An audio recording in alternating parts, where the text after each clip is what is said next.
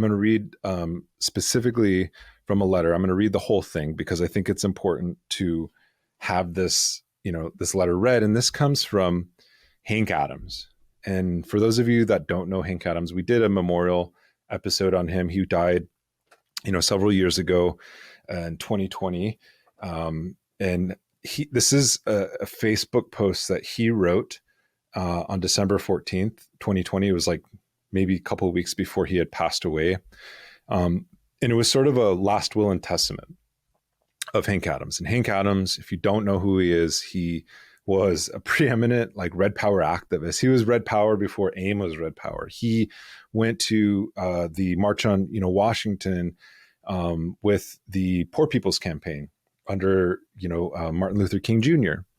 He had led a draft resistance for Native people in the Northwest for Native people to burn their draft cards, to refuse to participate in the U.S.'s imperial war in Vietnam. He was never a member of the American Indian movement. And in fact, he started an organization called Survival of American Indians that was in some ways very critical of a lot of AIM's tactics. But nonetheless, he was the author of the 1972 document, The Trail of Broken Treaties, which articulated a treaty platform for a new relationship between the United States government and American Indian nations that was premised on the principles of sovereignty and nation-to-nation relations that would restart a treaty-making process. This became the foundational document for the UN Declaration on the Rights of Indigenous Peoples. Hank Adams himself later went on to be critical of a lot of members of AIM for their tactics, not only those that were perceived as violent, but others, their kind of policy on their relations with, third world nations. That's a whole nother episode.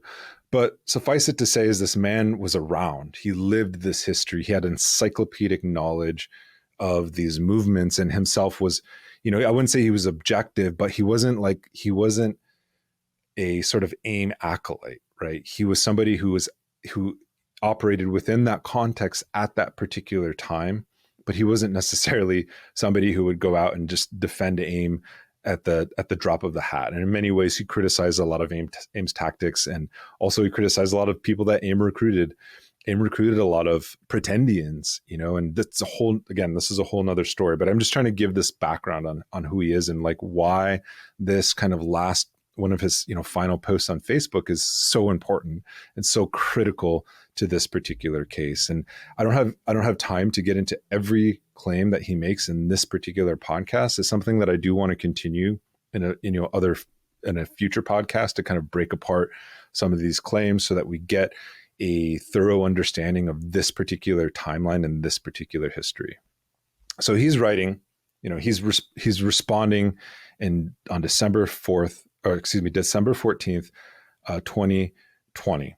And this is a response to a 2016 APTN article, which is a Native news source in Canada, in which Assembly of First Nations Chief Perry Bellegarde apologizes to Anime Aquash's family for the AFN, the Assembly of First Nations, kind of backing historically a clemency or retrial for Leonard Peltier. And this is relevant actually to this day because just before, around the time that, Leonard Peltier's parole, the ruling came down on his parole, which, was denied. The Assembly of First Nations actually rescinded its support entirely this last July for Leonard Peltier over these reasons that I'm going to get into right now. So this is relevant, and he kind of called it out at this particular time, kind of anticipating this backlash that was going to happen under Joe Biden's presidency.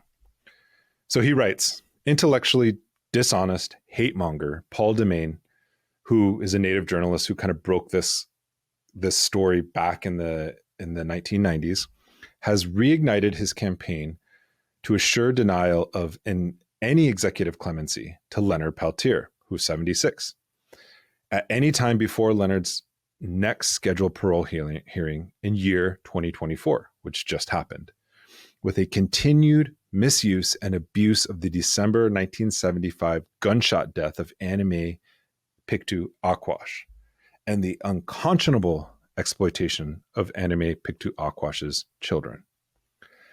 Assembly of First Nations National Chief Perry Bellegarde makes the significant points in this 2016 article, in which the 1975 Aquash death became the center point in President Barack Obama's decision to deny clemency to Peltier.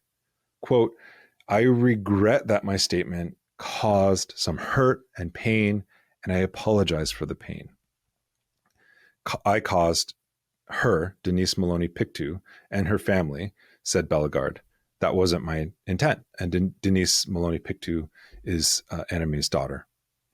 Bellegarde said he still would like to see Peltier freed. He said the case is a separate issue from AIM's execution of Aquash. Quote, I called for that Peltier's release because there's an injustice there, said Bellegarde. So I will continue to advocate for that, end quote. Bellegarde said 2 previous AFN national chiefs had made the same call, which is also backed by Amnesty International and prominent individuals like the Dalai Lama. This is Hank Adams' words. Peltier was extradited from Canada to the United States in December of 1976. Warren Almond, Canada's Solicitor General at the time of Peltier's extradition, has since stated the FBI submitted false information to have Peltier extradited. Demaine's posting of Aquash daughter Denise Maloney Pictou's December 12, 2020, renewed accusations against Leonard Peltier and Demaine's hated AIM organization are the beginning of a campaign to assure that 2020 President-elect Joe Biden will not grant executive clemency to Leonard Peltier. In death and posthumously, Anna Mae had been made a sainted heroine. But between 1972 and November 14th, 1975, Anna Mae's ways were AIM's ways. AIM's ways, good and bad, were without qualification or reservation Anna Mae's ways, by choice. At NCAI, the National Congress of American Indian meeting in November 1975, American Indian Press Association's Richard LaCourse told me of his meeting with Dennis Banks, Leonard Peltier, Kamuk Banks, and Anna Mae just before his coming to Portland for NCAI. Anna Mae then had indicated no distress, nor given any indication that she was being held prisoner or against her will. On November 14th, 1975, the 4 AIM leaders, quote unquote, only broke apart because of an Ontario, Oregon stopping of their recreational vehicle by armed Oregon police. A couple days later, Leonard Peltier was transported through Frank's Landing, which at that time was kind of a historic site for the fish-ins in the 1960s and 1970s, from Portland in British Columbia by associates of mine, associates of Hank Adams, who did not inform me then of their activity. And I found out later in Washington, D.C. that this was Ramona Peterson, who was an activist at that particular time. She was the one who actually helped transport Peltier from the U.S. To the Canadian side.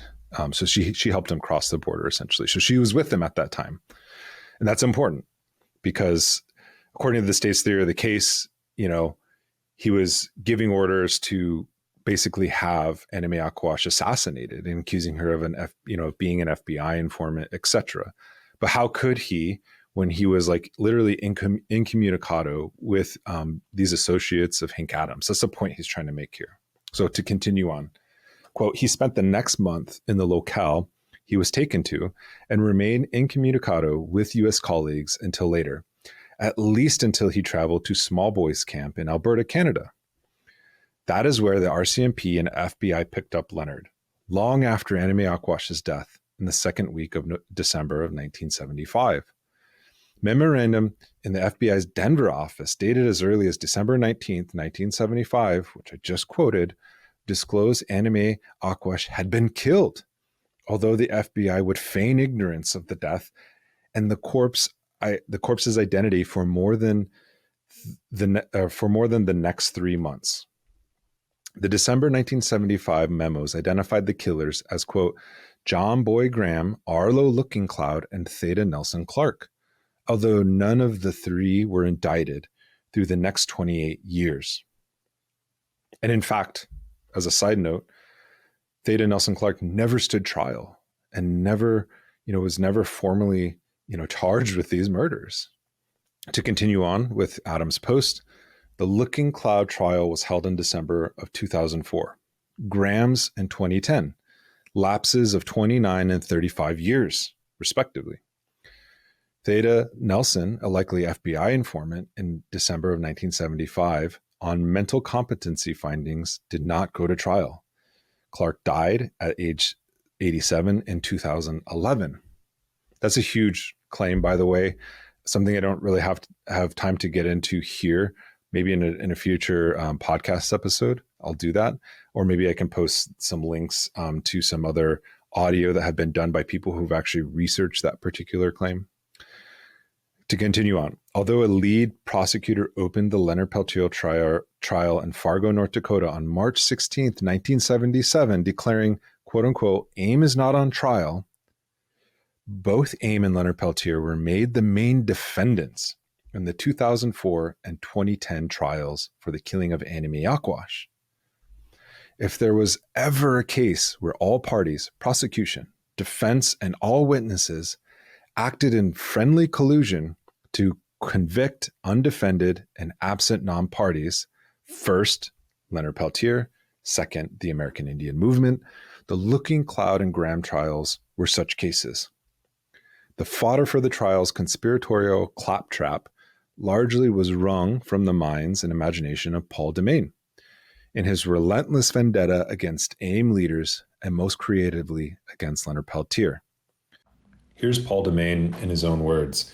In 2011, at the Native American Journalists Association, he gives uncritical praise to government informants infiltrating and disrupting indigenous movements, calling them heroes.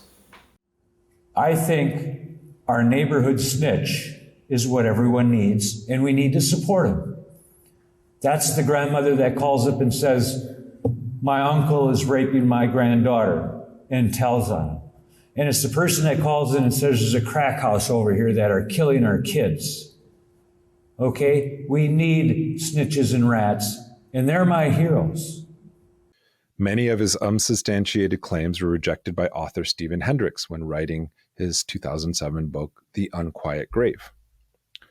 Demain timelines for Anime Pictu, Aquash, have since focused on the AIM convention in New Mexico, the one I just mentioned, just prior to the Jumping Bull compound deaths of FBI agents on Pine Ridge on June 26, 1975, leading to the 1977 life sentence convictions of Peltier. The design is intended to prejudice considerations against any grant of parole of clemency for Peltier. Canada's Assembly of First Nations is correct in declaring the execution of Anime Aquash and the pursuit of freedom for Leonard Peltier on compassionate and humanitarian grounds as separate issues.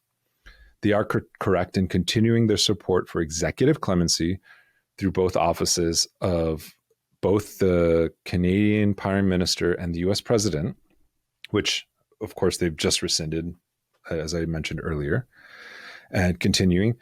With what satisfaction can President-elect Biden derive from sidestepping all humanitarian and compassionate considerations for Leonard Peltier through a first term deferring any favorable consideration to the scheduled parole hearing in 2024, which Peltier was denied?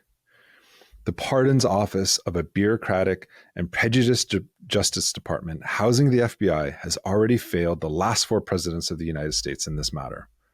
Will retribution finally end if Leonard Peltier is still alive in 2024 and then 80 years old? Indians of Western Washington who transported Leonard Peltier to Canada on or about November 17th, 1975, and Indians of British Columbia who hosted and concealed him for the next month or until beyond when the FBI was first informed of Anime Aquash's death and the identity of her killers can attest to Leonard Peltier's movements and communications that wholly absolve Leonard Peltier of any direct or indirect role in the December 1975 murder of anime Pictu Aquash.